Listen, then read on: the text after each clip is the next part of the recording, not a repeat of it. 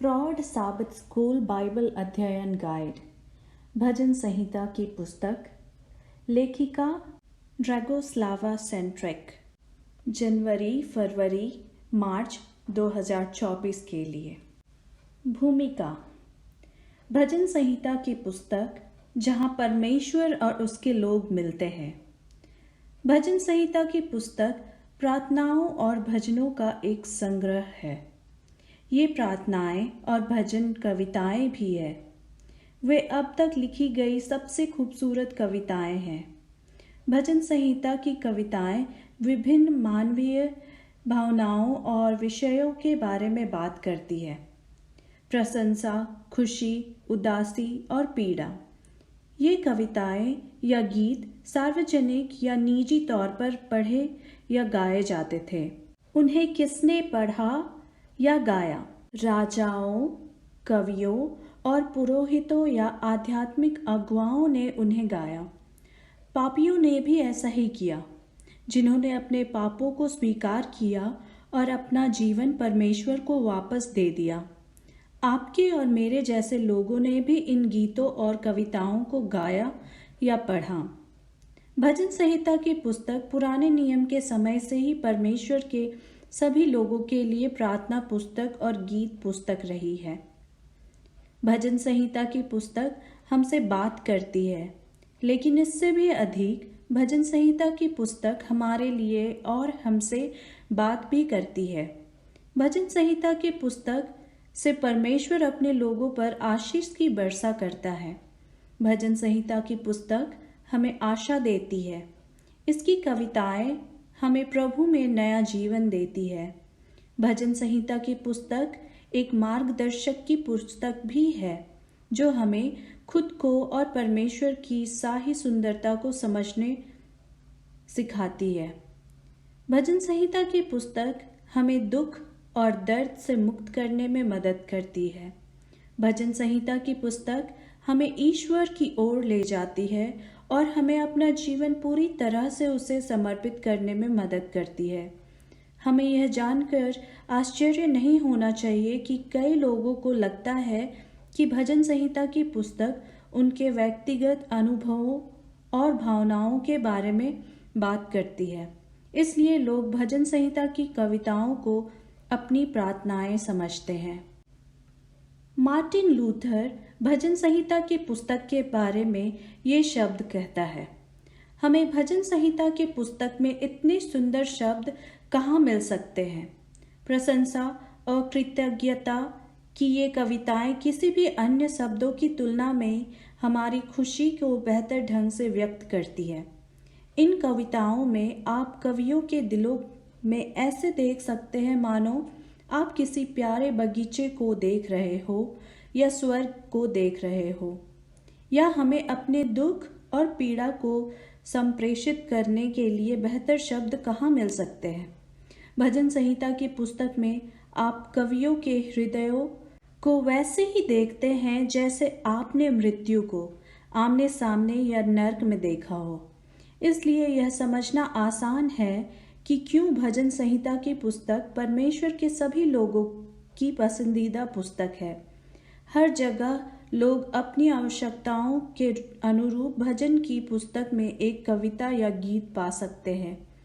जब हमें यह कविता मिल जाती है जिसकी हमें ज़रूरत होती है, तो हमें लगता है कि वह कविता सिर्फ हमारे लिए लिखी गई थी।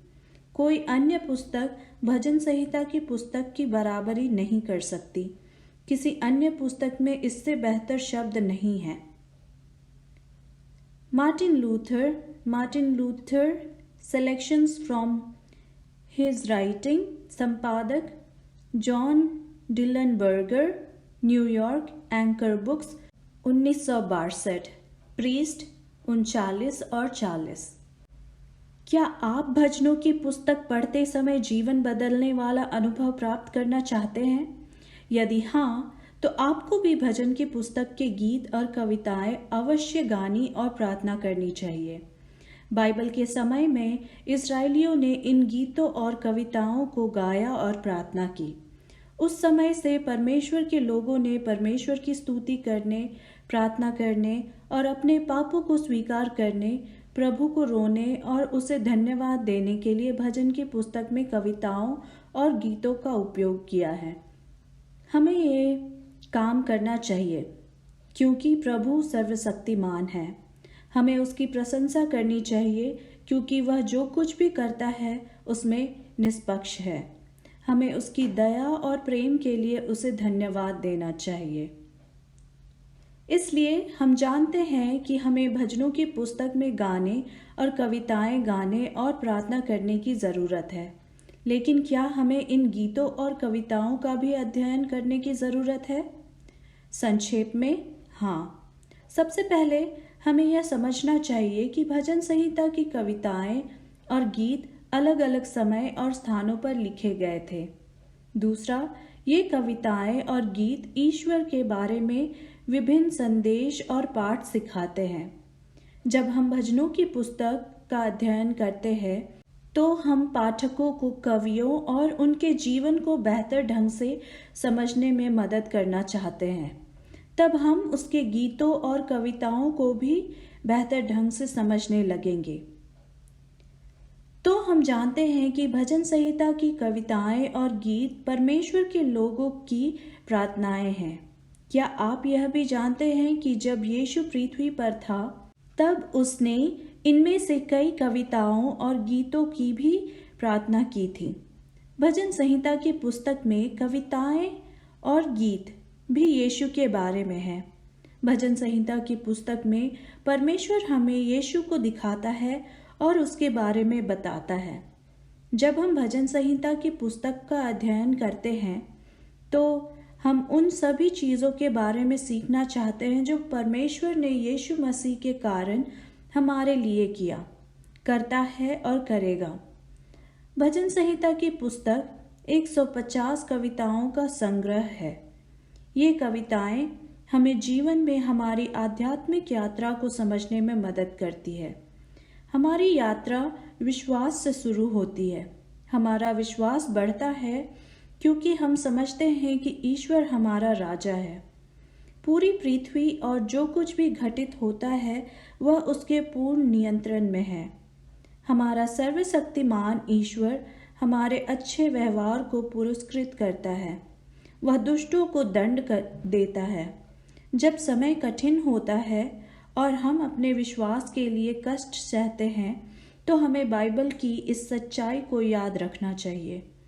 जैसे ही हम इस तिमाही में भजन संहिता की पुस्तक में अपना अध्ययन जारी रखेंगे, हम देखेंगे कि क्या होता है जब पाप और दुष्ट लोग परमेश्वर के लोगों के विश्वास पर हमला करते हैं। जब ऐसा होता है तो हम भजन संहिता की कवियों से पूछ सकते हैं, क्या ईश्वर नियंत्रण में है? ऐसे देश में जहां दुष्ट लोग हमें हानि पहुंचाने की कोशिश कर रहे हैं, परमेश्वर के लोग परमेश्वर की स्तुति कैसे गा सकते हैं? हमारी आशा और प्रार्थना है कि भजन संहिता की पुस्तक इन कठिन प्रश्नों का उत्तर देने में मदद करेगी। हमें यह भी उम्मीद है कि हमारा अध्ययन हमें हमारी जीवन यात्रा के दौरान मजबूत बनने में मदद करेगा। हम भजन संहिता की पुस्तक में हृदय से हृदय तक प्रतिदिन ईश्वर से मिलेंगे। उस दिन तक जब तक हम यीशु को आमने सामने ना देख लें। ड्रैगोस्लावा सेंट्रिक ने पुराने नियम में पीएचडी की डिग्री हासिल की है। Doctor centric seventh day Adventist विश्व मुख्यालय के जनरल कॉन्फ्रेंस में सेवेंथ डे एडवेंटिस्ट इंसाइक्लोपीडिया की प्रबंध संपादक है। उन्होंने seventh day Adventist international Bible commentary के लिए भजन 76 से 150 पर वॉल्यूम या खंड लिखा है।